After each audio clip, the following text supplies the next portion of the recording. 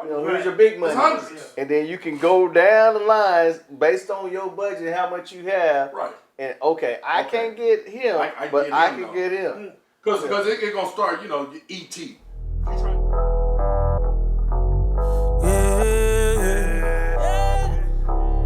They said I should give it up, like that just ain't good enough. I wasn't tough enough to make it through the storm, so I tried to feed my fire, doing what I desired. I'll never give it up, I'm nothing like before. Hey, what's going on, everybody? This is Let's Talk with Drop and Jabbo. I'm Jabbo and I'm Drop. What's up? Hey, what's going on today? In this episode, it's a very special episode. We call this our business spotlight. And one of the things about the business spotlight is it's just that we want to, along with talking about families and schools and community, we want to kind of highlight those actual people that are in those families, in those communities, and in those schools. And when they're doing small business, it's always good for small business to get exposure. So that's what this episode is going to be about, a business spotlight that you don't want to miss, because other small businesses are going to be able to benefit and profit and grow because of this episode right here. So don't go nowhere, stay tuned, and we'll see you in a minute. All right, y'all, we're back, and like I said before, we're glad to have you guys. Thank you for tuning in. And before we get started, let me just say that we appreciate our followers. We appreciate everybody who's listening. And we want to ask you to do a small thing for us, a couple of clicks, follow, like, and absolutely, if you don't do anything else, download this episode so that we can get credit, or we can get whatever you want to call it on the internet, the algorithm and all of that stuff. That helps us out, basically. If you download. It's all about the likes and subscribes, right? Yep. It's the likes and subscribe. But with podcasts, it's downloads. It's the downloads. It's the downloads. Make sure you download. Because we want to continue to bring you guys content that helps you learn and helps you to grow. Now, like I said, today is a business spotlight. And the business that we are going to spotlight is none other than Motivational Drop umbrella. Matter of fact, let me stop talking. let me stop talking before I mess up. And that way you guys can hear it from Edward Marshall, the owner and the creator of Motivational Drop, and whatever else he wants to talk about. Let's go ahead. Hey, thanks, man. Hey, well, check this out. So, and this is what I tell people. Okay, Motivational Drop Incorporated. It's a business that me and my wife started. We only started it so that we can give her a chance to retire, like I am. So technically, I would speak for free, but speakers don't like you doing that. People don't like you doing that. Going and speaking for free when people trying to get paid. So what I do is I get booked, paid to speak. That's what I do. So people take me, I fill out leads, and I get more into that. I do the work so that I can get paid to speak. But the main mission is so my wife can retire. Now, Motivational Drop has really went through a transition. It started off as just a speaking company, just where I go speak. My wife handled it, all the back end stuff. And that was cool for a minute. But my wife, she was like, nah, I wants to retire. Now, people don't get and understand retirement. Explain it to us then. You know what I'm saying? Retirement is when you don't have to work no more. Go ahead. Okay. My apologies. I did not also introduce our special guest sitting in. Well, I was about to introduce him anyway. Okay. So you ain't got to. Keep rolling. Yeah. So, yeah, and we'll tell you about Cedric Kern more in a minute. there's a reason he's sitting here. So you'll find out more. But Motivational Drop, my wife didn't want to work no more. She was like, I don't want to work. You remember when we started the Youth More Conference, it was so, my wife can still be a part of something. She was like, I don't want to do nothing. So, and like I tell people, when a person say they retired, what I hear is you just said, I don't do nothing. Yes. Unless I want to do it. Right. That's the key. Retirement, people ask, man, you too young to retire. And I beg to differ. This is what I tell people. No, you too old to be working. I'm the right age to retire. Ain't my fault that you like working. Now, some people love working. Oh, yeah. I don't. I don't want to have to get up at a certain time and go nowhere and work for a certain amount of hours and then come back to home. Some people, like you said, are just worker bees. Something like that. Yes. And I have nothing against that. Because my thing is, hey, do you. Do your thing. That's what you like doing, but I don't.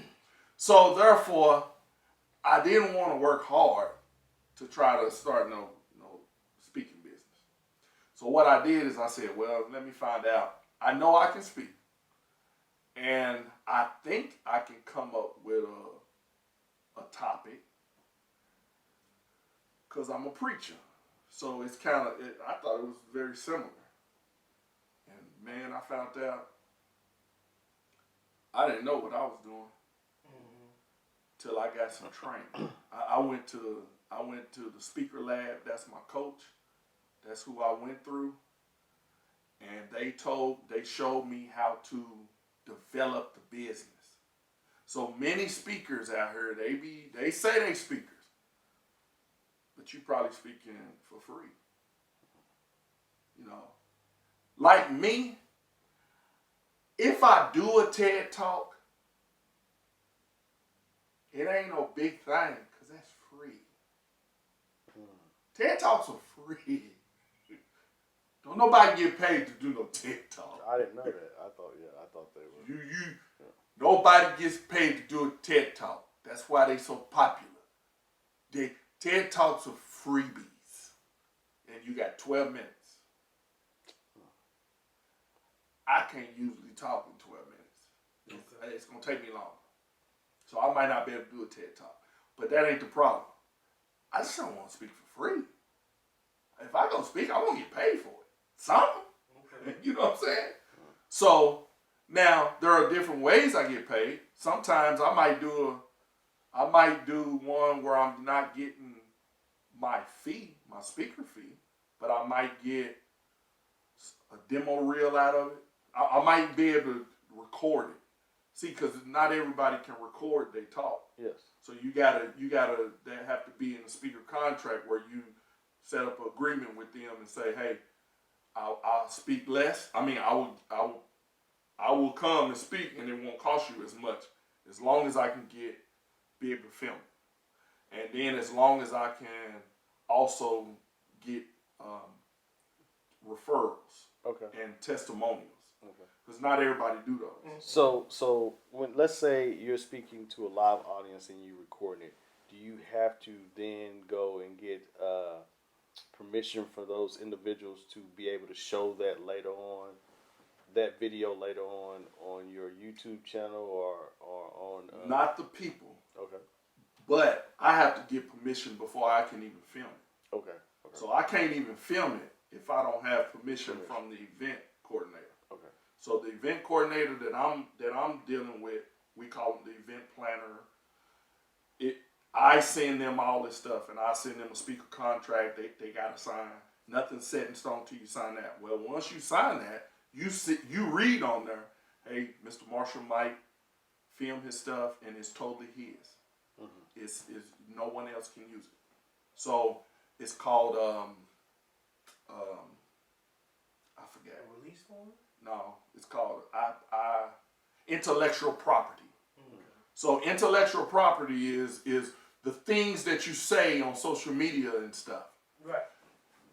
You don't want anyone to be able to take that and then put it on their stuff and make a bunch of money from it. Mm-hmm. I own my stuff. So whenever you see me speaking, like on social media or something, if you notice, I really put out stuff that I know I can own. And it doesn't go on social media first. It goes on my website first. That way it's mine. And then I just share it from my website to all these other social media. Man, so you breaking down the game. You breaking down the game, the speaking game a little bit. But it's one thing that I know when it comes to small business. Yeah. Because the speaker game, that is a very particular type of person. Yeah. And a particular set of skills, skill set. Right. You know, for those type of people. But you also have an umbrella type business, and you may be getting to it. But I know there's some stuff that that you do. Because let me little side part real quick. Okay. I've been knowing you for a long time. Yeah. All right. And you've always worked with kids. Yes. Right? So you have an extensive background in working with kids, working in mental health. Yep. And so when you mentioned to me doing IT and doing websites, yeah. Okay, I don't believe you. Okay, here we go again. He's a Renaissance man. He can do I it don't all. believe you, man. No, I don't believe you. You know what I'm saying? So hold on. Until you see it. Until I seen it for myself. Yes, and I'll speak about that. But I'll let you. Can you explain if you want to finish talking about Motivational Drop and I'm gonna get in. Yeah, I'm gonna get and into then the other part. get into the other part. I sure am. But hey, guys, don't. Yeah, you gotta stay tuned. Here go Drop. That's what I go. Let's by. go. Yeah. And Jabbo is making some good points, y'all. And this is what I do. I've always been that mediocre entrepreneur. You remember when I started with my own detail shop? Yeah, I remember that. Remember? Not too far from here. Yeah, not too far from here. You know, I started with my own detail shop. You know, and then me and you had a detail shop. Very, very good detail shop. Absolutely. Would have been if we owned that building. We'd probably be very wealthy right now. Was that the one in Midwest City? Yes. Yeah. And the company, we only, the building owner sold it.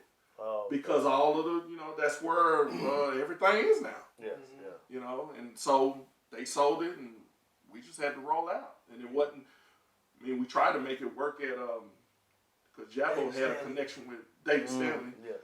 And we had connections. Yes, yeah. We did. I remember the cars. I mean, the amount of cars that y'all used to detail at the one in Midwest City. We just didn't have the business mind to make it work. Yes. We still had that. We was kids. Man, can you hold on? Can you discuss that? Because I think that's very important for the young entrepreneurs out there, or just people. When I say young, not in age, but just getting when started. you just Novice. started. That knowledge gap. Can you talk about? It's big. How, continue what you was about to talk about, Yes. but kind of focus it on where we were a long time ago, and kind of what helped you. We was here and we leveled off, and then boom. Yeah. When it came to business, we elevated a bit. Can you take us on that journey? Man, we started out. We didn't have no money. Number one. Now I'm gonna be honest with y'all. Never start a business if you don't have no money. You can't.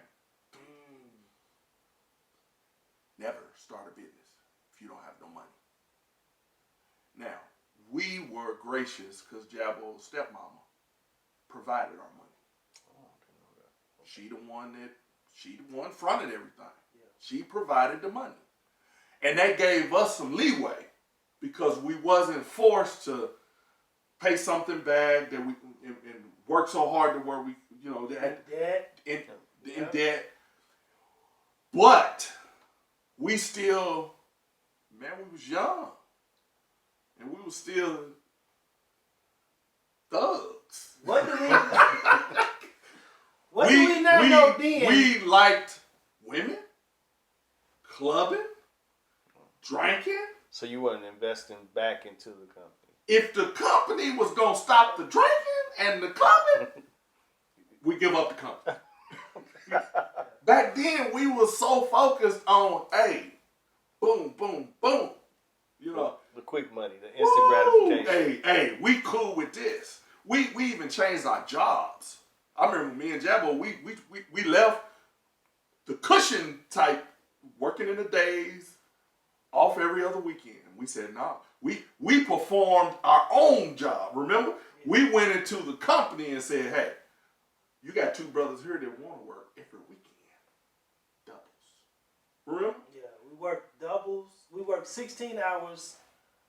And then we worked Monday. Saturday, Sunday. Oh! And we was then off 8 hours Tuesday during the through week. Friday. Yeah, Wait, 8 hours okay. during the week. Let me ask you all this. Let me ask you, because I wanted this.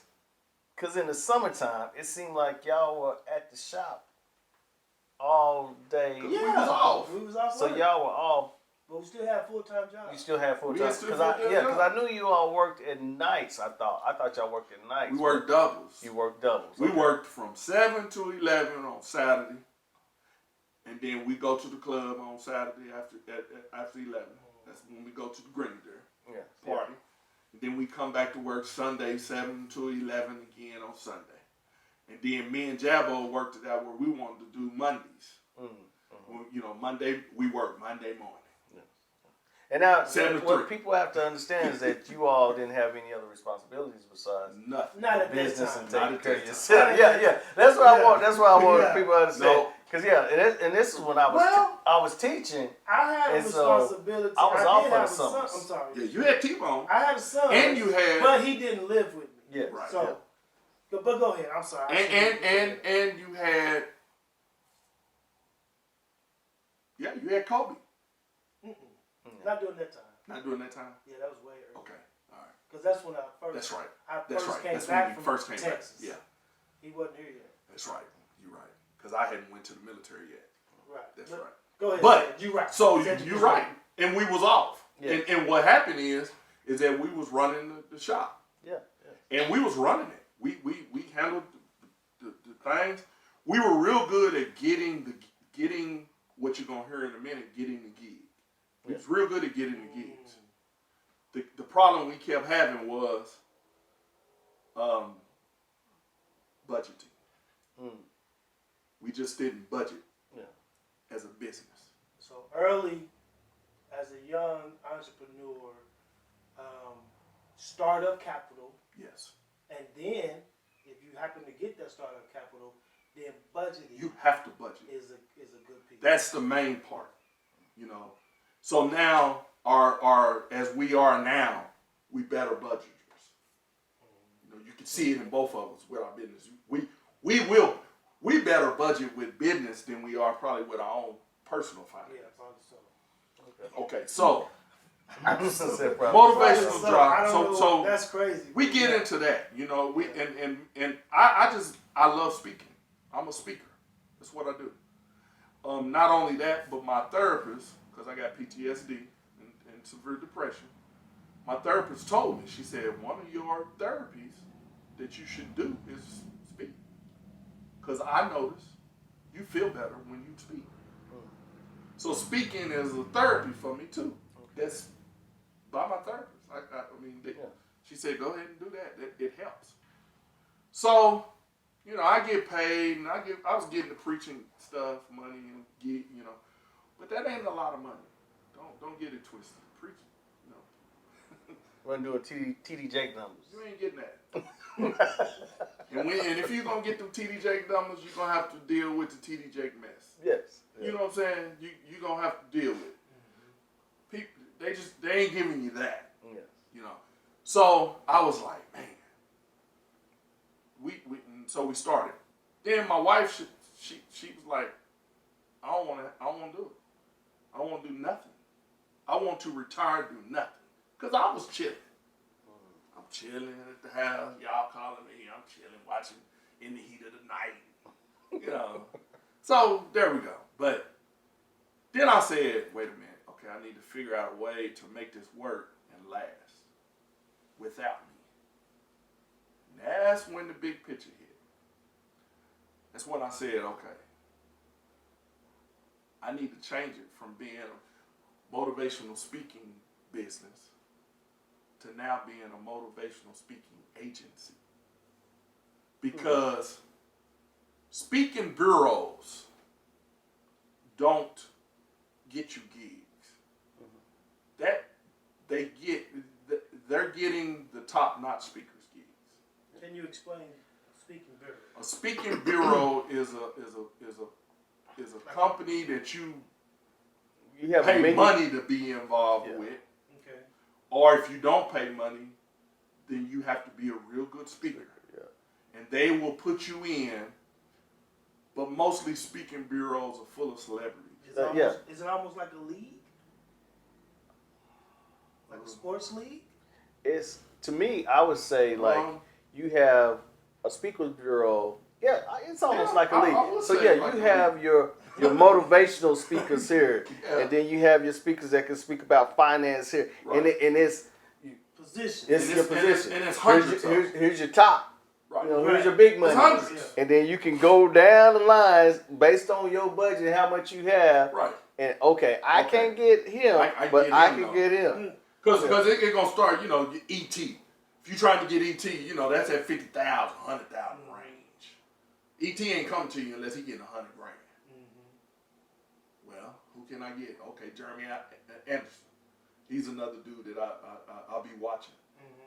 Well, shoot, Jeremy Anderson now going from the $10,000 range. Now Jeremy about to be the $25,000 range. He's the one that's going in with ET now. Okay. Now who's ET? Eric Thomas. He called himself ET, the hip hop speaker. Yeah. He's the one that kind of he's a black speaker. Yeah. Got a good message. Okay. My message is very similar to theirs because his message is about he gonna speak to a lot of athletes too. So he's more of a motivational type. He's more of that. And then Jeremy Anderson is more of a he was more of a school professional development speaker. Okay. Well, I ain't at that 10 grand. I'm right here between the $2,000 and $5,000, right? Because I'm fairly new still. I'm considered new. And new speakers are usually between the 2 and 5 for a certain industry. So with speaking, it's all about what industry you speak in. ET speaks in now more of the company industry. Fortune 500s and things like that. Yeah. So he can charge that, even though it's the same talk. You know what I'm saying? So if I have my talk called Rising from the Ashes, if I do that with students, that's going to be about, I don't give prices. That's going to be a lot cheaper than if I do it with teachers. Then it's going to be a lot cheaper if I do it at a conference. It's going to be a lot more. The cheapest is students, then I'm going to go up on teachers, I'm going to go up on conferences, and if they want me to speak at the Teacher Association of Oklahoma, I'm going to go up on it's going to be probably the same with the conferences. Okay. But then if say that St. Anthony Hospital say, well, they're going to want me at a different price. And here's the cold part. If you're too cheap, they don't want you. You can be too cheap. Right. Man, okay. You can be too cheap. You bringing the heat. Wow. You bringing the heat. You're giving us some very valuable information. Continue on, my brother. You can be so, and they won't even like you. They be like, no, man, he too cheap. Yeah, I can understand it. like going back to your detailing business, a person that owns a Mercedes is gonna want a different type of detail compared to a person that's coming in there with a Volkswagen. You got that right. He like, I want this. I want the leather, conditioning and all that. My first detail shop, my biggest gig was Kilpatrick, the one that the Turnpike named after. That was my biggest thing. And he give me his car. Individual? Yeah. Okay. He gives me his car. his car's already clean. I cleans his car every week. And he takes it and puts it in the garage. So he clean. But I must charge him $150. If I don't, he's mad. At that time. Yeah. He probably about that. That's probably 300, that's probably about $350. Yeah, about $300. yeah. You know, and I ain't even doing nothing. I'm barely cleaning because it's the same car I cleaned. You know, but that's what that is. So he would tell me, hey, you can't be too cheap. But so Melissa didn't want to do it and all that. Hold on. Go ahead. Before we move forward to our new entrepreneurs, you need to understand your market. Understand your market value is what he's saying. Yeah. And understand your it will be your audience for speaking. Your industry. But understand who the people that you are looking to market not, to. Not your audience. Okay, so speakers, my audience is different than the decision makers. So when I build my website and everything, it's not for my audience. It's for the decision makers.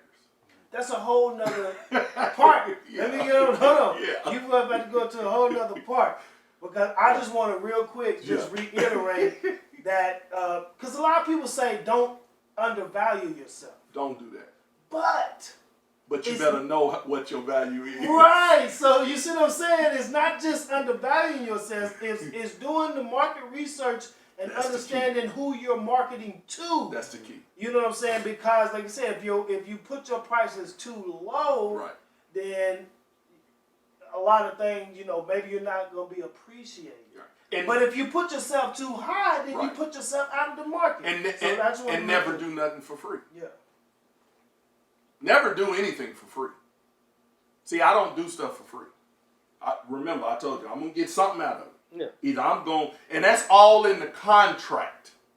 I just sent you an invoice, and the sucker said $4,000, didn't it? But then it said 85% discount. That's on purpose. I want people to know. I want you to know. This is really $4,000. But I'm giving you this 85% discount. And I ain't giving him a discount just for discount's sake. There is a reason that I put in our contract. There's a discussion that I have to be able to get from Jabbo, from Black Soul Farm, Urban Farm, that because I'm brand new and I'm trying to put that out there. But we'll go there in a minute. Okay. Yeah. So this is power. this- This is so- power pack, informational pack. So basically, here's what Motivational Drop looked like. Yes, it's still a speaking company. I'm the speaker that goes, mostly to talk to these different industries. Right now, my industry is really focused on schools and teachers. That's my industry. So mostly my website and all my messages is designed to talk to principals because those are the decision makers in schools. Yeah. So and it's also designed to talk to counselors, but in a different type of way. I speak to counselors because they have more conferences that you can go to. So I want counselors to know, hey, you might want to get Ms. Marshall to do this. That's where it was. March, here come the transition. We leaving going from being just a speaking company. And that's because I don't want to work and my wife don't want to work. We just want to own it. It's a big difference. I tell people all the time, it's a big difference just from owning and working in your company. I don't want to work in it. I want to pay people to do it. So what I decided, and me and my wife decided, is that we would only take a small portion of the company. And then most of it would go back to like employees that we want to make sure we purchase people. Purchase the right people.